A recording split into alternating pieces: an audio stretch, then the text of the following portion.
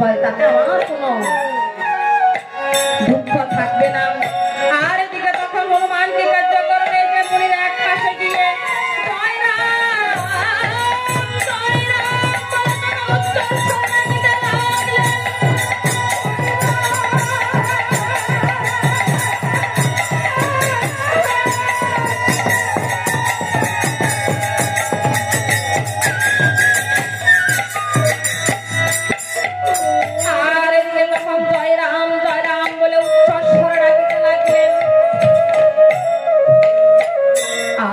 কপিল মুনির ধ্যান ভঙ্গ হয়ে গেল। কপিল মুনির ধ্যান ভঙ্গ হয়ে কপিল মুনি তখন কি কার্য করলেন,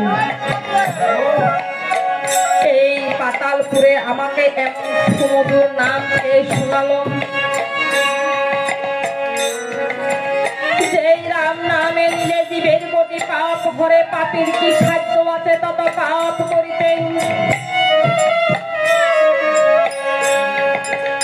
এই পাতালপুরে এসে আমাকে এমন রাম নামকে শোনালো।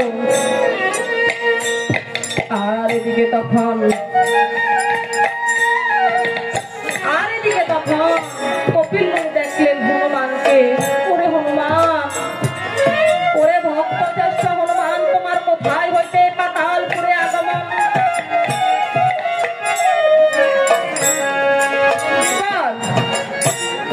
আমার প্রভু শ্রীরামচন্দ্রের ব্রহ্মবদের পাপ হয়েছে, আর যদি এই ব্রহ্মবদের পাপ মোচন করিতে হয় তাহলে আপনার এই অশ্বটা লাগবে।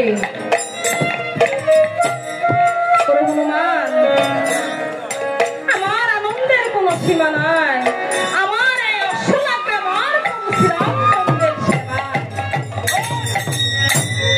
আর এদিকে তখন এই হনুমান কি কার্য করলেন, অশ্বটা নিয়ে তখন অযোধ্যা ভুবন এসে উপনীত হলেন।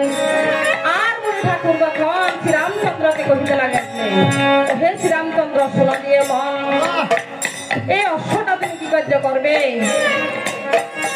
এই যে নির্মল গঙ্গার জলে অশ্বকে স্নান করাইবে, বনফুলে